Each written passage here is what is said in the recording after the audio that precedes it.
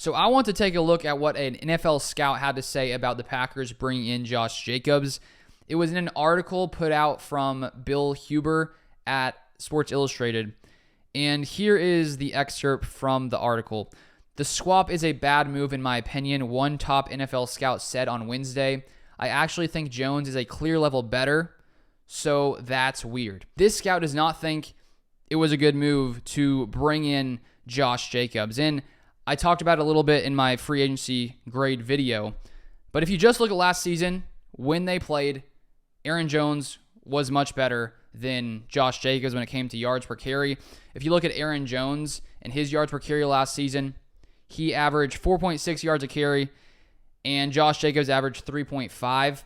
But there's so many different factors here besides just their production last year, because Aaron Jones missed a good amount of games. Jacobs did as well, but not quite as many as Aaron Jones. Aaron Jones is going to be 30 in this next season.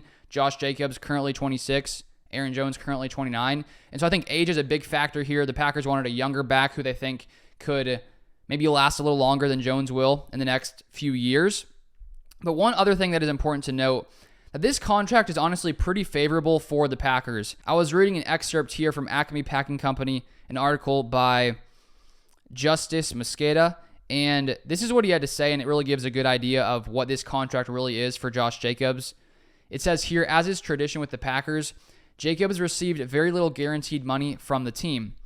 All $12.5 million in guaranteed money in Jacobs' contract comes in the form of a signing bonus, with none of his salary or roster bonuses being promised.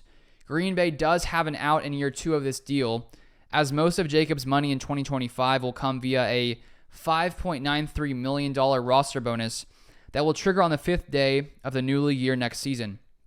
There is a possibility that the Packers may want to post June 1st release him in 2025, which would save them around about $8 million in cap space that summer, but would also push roughly $6 million in dead cap into 2026.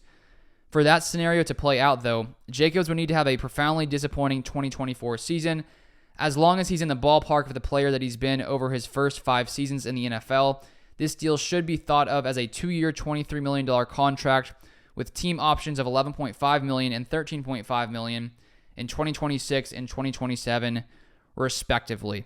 So there is not a lot of guaranteed money in this deal, considering it's a 4-year, $48 million contract. Only $12.5 million of that is guaranteed. And so they're giving him a lot of money up front, but they have a out, as he said, after 2024 and 2025 as well. And so if things went poorly, they're not on the hook for a ton of guaranteed money.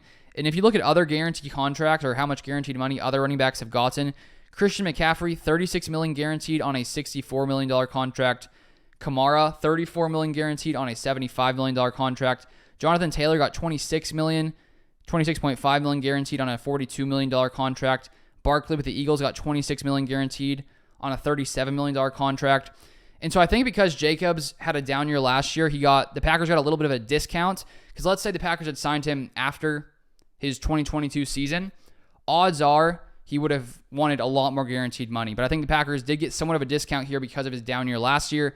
Packers have to be thinking that he'll rebound to some extent from where he was a year prior. And so I'm excited to see what Jacobs can do here. I am optimistic about this signing because I think that he is a very talented player. And I think in this Packers offense with Jordan Love, this receiver core, this pretty solid offensive line, I think he's going to be much better than he was in 2023 with the Raiders.